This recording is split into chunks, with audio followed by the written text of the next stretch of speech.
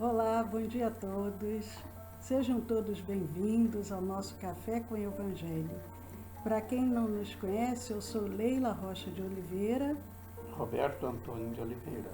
E aí nós fazemos parte do Centro de Estudos Allan Kardec, na cidade de Olambra. Olambra é uma cidade no interior de São Paulo. Então é uma alegria muito grande começar a nossa segunda-feira tomando esse cafezinho com os nossos amigos.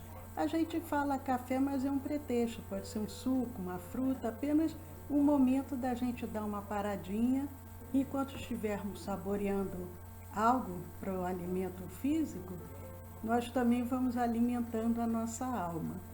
E eu ia comentar aqui com o Roberto, porque eu tive um sonho essa noite e eu acordei com esse sonho, essa lembrança, porque nós passamos agora a semana falando sobre a Semana Santa, a Páscoa, falamos sobre Judas, um dos apóstolos, seguidores do Cristo, falamos do resgate que Jesus faz, acolhendo a Judas. E eu fiquei pensando, ficou vago, eram 12, com a ausência de Judas, ficou vago um lugar. E aí eu lembrei de um cobrador de impostos. Esse cobrador de impostos se chamava Zaqueu. E Zaqueu, ele era pequeno de estatura, mas se formos fazer uma leitura mais profunda, ele era pequeno também na moralidade, na ética, na honestidade. Então, um dia, ele teve um despertamento em seu coração. E ele gostaria, Roberto, de falar sobre esse momento que eu acho tão lindo no Evangelho. Que em verdade Zaqueu, como a Leila lembra, era de média estatura. E ele sentiu uma necessidade de ter um contato visual com Jesus. Mas como faria? A multidão que cercava sempre ao mestre, aonde quer que ele fosse, era constituída de pessoas mais altas, um pouquinho que ele. E mesmo na ponta dos pés ele teria dificuldade. Então ocorre ele. É igual ao meu caso. Mas aí já não temos força bastante para fazer o que ele fez. Porque ele, de estatura pequena, mas ele era jovem.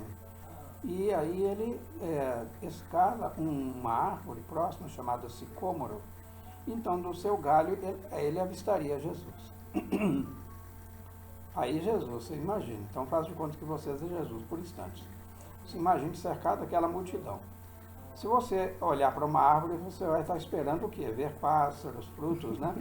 Mas Jesus, ele tinha aquela intuição, falou, alguém está num ponto específico me olhando. E olha e vê, então, o Zaqueu, no sicômoro. E fala, Zaqueu, desce rápido daí. Convém-me hoje estar em sua casa. E aí o povo deve ter estranhado bastante, né? Porque você sabe o que era um cobrador de impostos? Era aquele que arrecadava tributos para o dominador, para o tirano, que era Roma. Então ele era muito mal visto por aquelas comunidades, judeus. E Jesus, então, dizendo que ia à casa dele, ficou meio estranho. Mas então, Jesus ocorre mais tarde, então, a hora aprazada, porque ali Zaqueu falou, olha, acabou, já encerrei o expediente.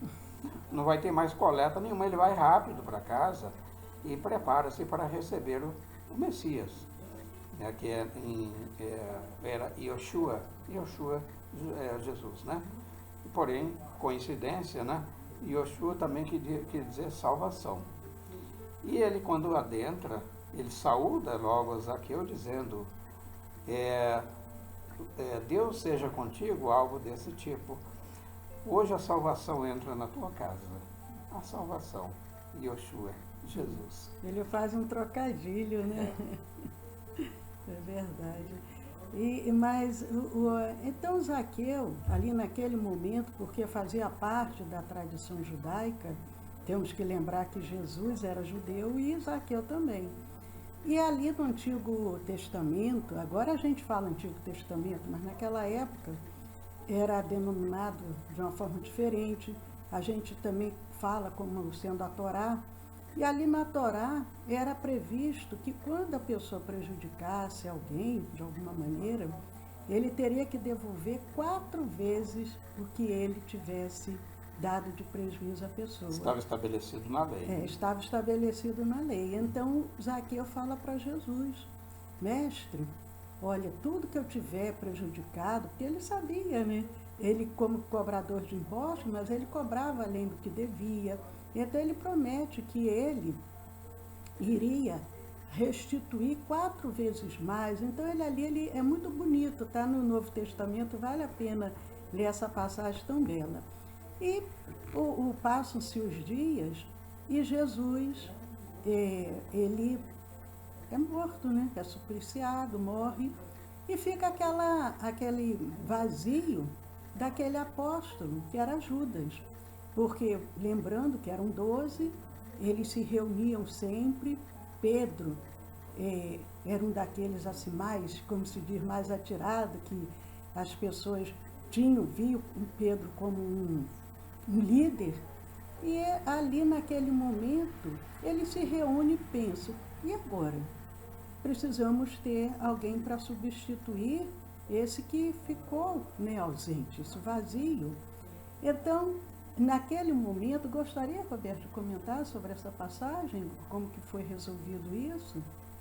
Sim, me lembro que tinha 3 nomes para serem apreciados para substituir a Judas. E um deles era o de Zaqueu, né? E Zaqueu foi o escolhido. Só que aí, para receber, ou melhor, para ser aceito no colégio apostólico, assim chamado grupo dos 12, ele tinha que ser batizado. Batizado significa o seguinte: olha, morre Zaqueu e vai nascer outro, né? Tornando-se cristão, e mais do que cristão, um apóstolo. Então, o seu nome é mudado para Matias. Então, tem até obras muito boas por aí. Me parece que o Jorge Damas, né, ele escreveu a respeito, né? Não lembra, não?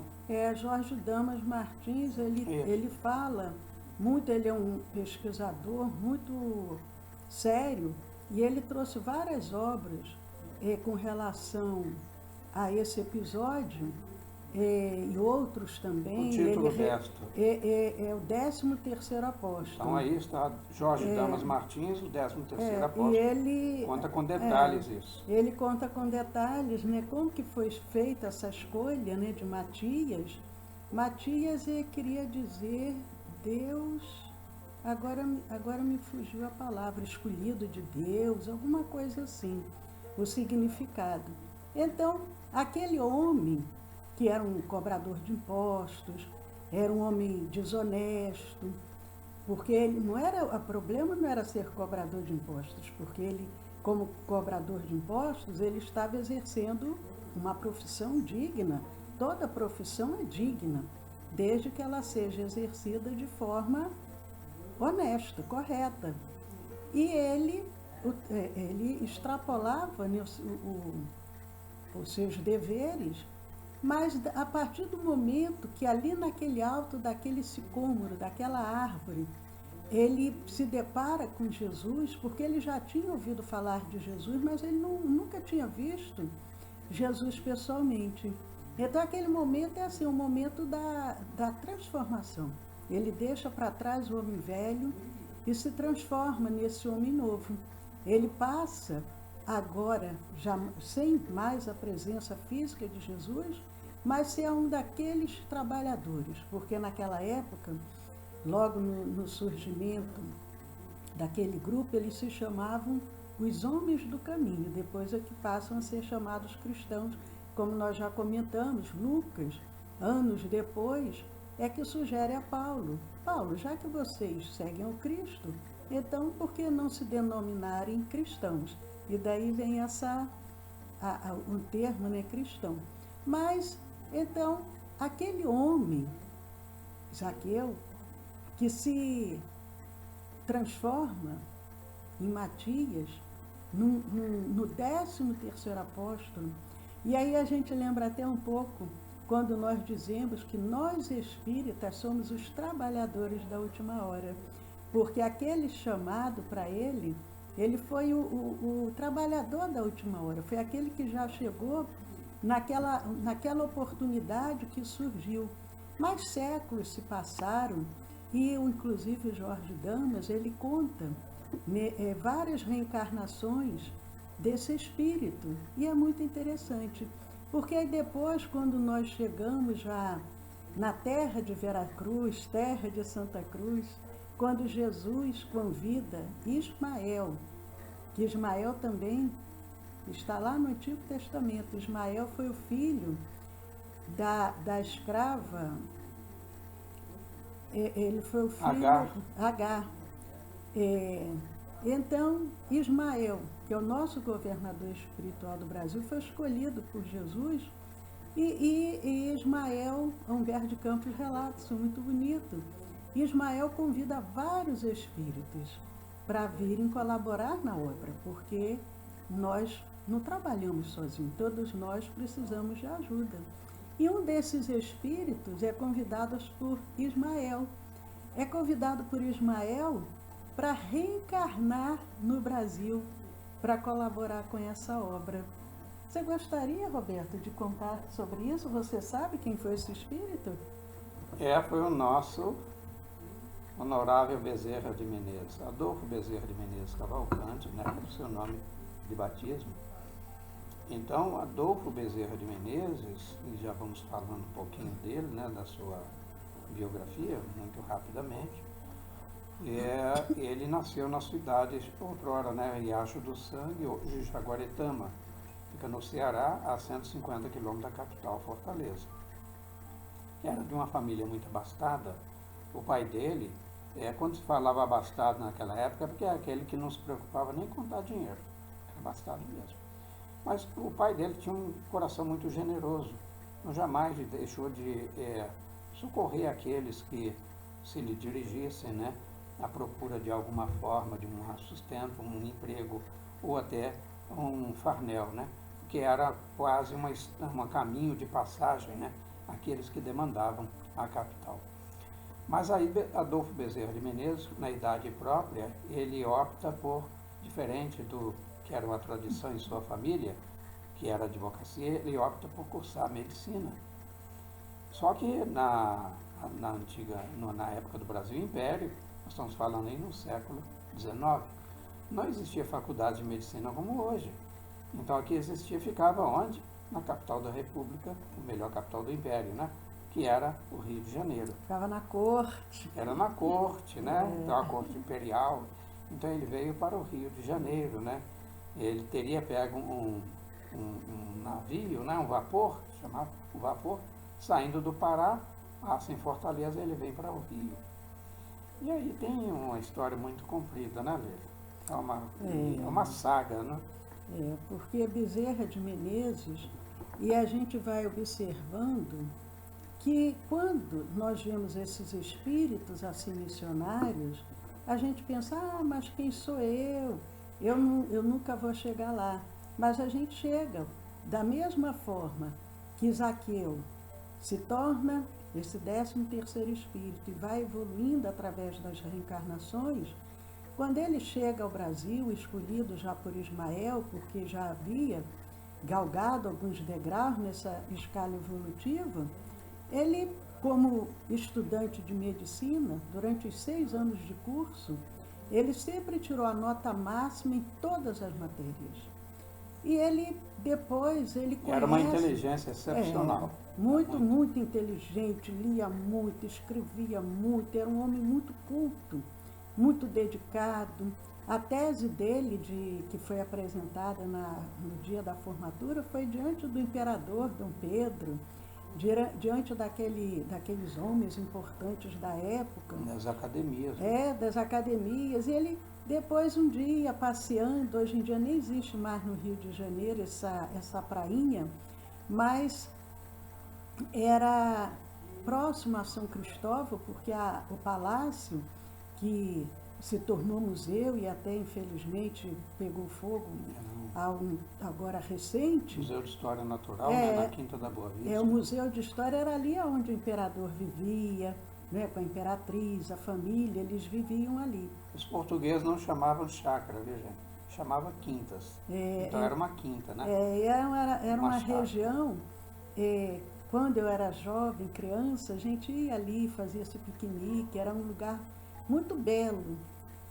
Quem se lembra do filme Nosso Lar, de alguma cena, vai ver que aquela ali, cena, né, em torno de um lago foi lá. Foi filmada ali. E ali ele conhece a sua esposa, ele já com 7 anos, e ela com 14, porque naquela época as moças casavam jovens cedo, a minha avó... Principalmente as ricas, né? Principalmente as ricas e bonitas, né? Olha, não ficava esperando, não, casava rapidinho. A minha avó casou com 12 anos. E era uma idade... Ele casa com ela, tem filhos, mas pouco tempo depois ela falece, e ele, para não perder o costume, já com 31 anos. 31, né? Com 31, casa novamente com outra moça de 14 anos. 31 anos, 5 filhos, né? Eu tinha 5 filhos. Não, eu tinha dois. Tinha dois filhos, aí casa novamente com uma moça de 14 anos. Só que essa moça, quem era? Você lembra, Roberto? Quem era essa jovem com quem ele casa? Era a Doca, né? O Doquinha. Então, mas o que ela era? Leila, agora você me explica a sua memória. Era né? a própria cunhada. Era a cunhada com dele. A própria cunhada. Ou seja, então, ele casa com a própria cunhada, porque ali já estava tudo em família, para ela poder cuidar dos sobrinhos. Só que nesse meio de caminho, ele durante o passar dos anos, eles têm ao todos 15 filhos. 15, só que desses 15 também acontecia muito naquela época. Desses 15, enquanto Bezerra está vivo, 9 desencarnam. Então foi uma dor muito grande para ele. Eu vou até dar uma parte. Ele, olha, diz que a dor é de tal ordem, de tal magnitude, que há quem diga assim, olha, nenhum pai, nenhuma mãe deveria enterrar seus filhos. Imagine as dores de Bezerra de Menezes. Isso também fortalece o espírito, né? Nos embates, nas lutas, porque no campo da sua intimidade foram lutas acerbas. Né? Com certeza, mas quando a primeira esposa falece, ele fica tão, Maria Cândida, ele fica tão desolado, apesar de ele ser um homem muito religioso, mas ele fica muito assim, consternado. E um dos amigos que trabalha com ele, Bittencourt Sampaio, traz para ele o livro dos Espíritos. E ele começa a ler aquele livro e ele percebe a profundidade daquela obra. E ele se diz assim, nossa, eu sou espírita, eu já era espírita, um espírito inconsciente. Mas ele ainda não se torna espírita. O tempo passa, ele enferma. Alguém diz para ele, por que você não procura determinada pessoa, que era um médium? E ele manda o nome dele. Mas como ele era um homem muito conhecido, porque ele já tinha se tornado político, empresário, médico, muitas pessoas conheciam o nome dele, Bezerra de Menezes, ele só escreve Adolfo e manda para um amigo levar lá para aquele médium. Ele padecia de uma dispepsia crônica devia de ser anos. tipo uma gastrite, Muitos uma úlcera, isso. Né? E ele, o médium medica, ele com os meses se cura, mas assim mesmo ainda não se torna espírita. O espiritismo estava iniciando aqui no Brasil. Mas passa-se mais algum tempo, a esposa também, a segunda esposa, fica enferma, e esse mesmo médium acaba curando também sua esposa. E a partir dali ele começa a despertar para essa nova revelação.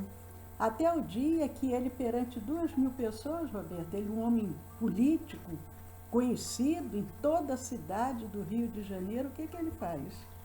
É porque nós temos Bezerra de Menezes, né, e com muita honra, né, para aqueles que falam dessa forma, eu era um médico dos pobres. Porém, Bezerra de Menezes ele foi empresário de sucesso. Ele teve empresas na área, por exemplo, de seguros, na área de mineração, na área de pescas, de ferrovias.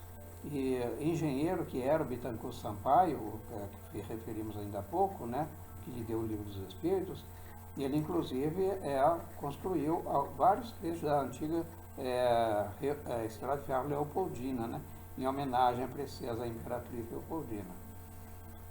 Mas era também político, não porque ele o quisesse, dado que foi por insistência de alguns amigos do relacionamento deles. Lembrando que a esposa primeira, ela pertencia, de certa forma, à nobreza, né? Tanto é que foi no solar, não foi na quinta, lá da Boa Vista, né? Que falamos agora há pouco, é onde ele ficou conhecendo, e a segunda esposa sendo cunhada da mesma família, da mesma forma. E ela insistia para que ele entrasse para a política. Então, sim, aí ela o convence e ele entra, mas ele afilia-se ao partido, era o Partido Liberal. E ele torna-se mais tarde vereador, deputado, e aí teria um cargo equivalente, não existia tal, mas era como se fosse o prefeito da cidade do Rio de Janeiro. E então, ele, tendo todos esses predicados, tinha relacionamentos também, e ele falou assim, no primeiro momento, ele falou assim, olha, entrar na política não quer dizer ser político, é atuar politicamente, é opinar. Então, mas aí o que ele faz diante de 2.000 pessoas? Sim, foi um momento clímax, o chamado momento do testemunho. Aí ele guardava a convicção dos ensinos, em primeiro lugar, lá no momento muito católico, e também, mais tarde, tornando-se espírita, e aí ele tinha muito presente o seguinte, que Jesus mesmo disse, aquele que me negar perante o homem, também eu negarei perante o meu Pai. Então ele faz um ato de fé pública, professando-se espírita, para espanto de muitos dos seus correligionários, amigos, empresários, que a partir dali escassearam, como ocorre acontecer. É o chamado momento do testemunho cristão. Mas era o salão da velha guarda, né? Que era o salão próximo não, no campo na Praça da República, né? Hoje que é um centro. No centro do Rio de Janeiro. Onde tem, inclusive, uma área verde, né? Que é o Campo de Santana, né? Ali no centro do Rio de Janeiro, perante 2.000 pessoas, lembrando que a religião, o catolicismo, era a religião oficial, inclusive os políticos, eles precisavam se declarar católicos para poder ser políticos, porque era a religião oficial do país, né? Bem Mas o nosso tempo está se esgotando. A história de Bezerra de Menezes é uma história belíssima. As portas eram abertas para acolher os pobres, acolher os desvalidos, a curar. Ele passa depois, já desencarnado, a trabalhar junto com nosso venerável Francisco Cândido Xavier. E ele se torna depois, considerado para nós espíritas, o apóstolo do espiritismo no Brasil. E Bezerra continua aí, trabalhando. Maria permitiu que ele poderia ir para esferas mais elevadas, mas ele pediu para continuar aqui, cuidando, velando. Temos a certeza que nesse momento, ele que é o benfeitor espiritual do nosso centro espírita, que ele continua trabalhando com a sua equipe, nesse momento tão difícil que a humanidade está passando, física e mental e emocionalmente, trabalhando, aliviando, curando, consolando. E Bezerra, não temos como falar muito, porque a vida dele é tão linda, mas é só para a gente provocar um pouquinho. Ele, que nós já falamos que em outras reencarnações, ele havia sido pai de Ivone Pereira, ele desencarna no dia 11 de abril de 1900. E a Ivone Pereira renasce, né, no dia 24 de dezembro de 1900. Então a gente percebe também que os espíritos, às vezes um está de um lado, outro está do outro, mas é uma grande rede do bem. E que Bezerra possa sempre estar ao nosso lado, nos ajudando, nos intuindo, conduzindo sempre assim os nossos passos, em nome de Maria, a quem ele tanto amava e que ama, a mãe de Jesus, a quem ele teve oportunidade de conviver na época de Jesus com ela, e também o nosso mestre, que Jesus possa também estar sempre junto a nós através de Bezerra de Menezes. Então nós vamos encerrando pedindo àqueles que ainda não se inscreveram no nosso canal do YouTube, Centro de Estudos Espíritas Allan Kardec, se inscrevam, divulguem, compartilhem. E também temos o nosso canal no Telegram, que é o SEAC Olambra. Juntos podemos muito. Então, hoje, 20 horas, temos a nossa palestra ao vivo, estão todos convidados. O tema é Chamados. Então todos vocês são chamados. Isso, um bom dia a todos. Muito obrigado mais uma vez, um bom dia, paz e saúde sempre. Que assim seja.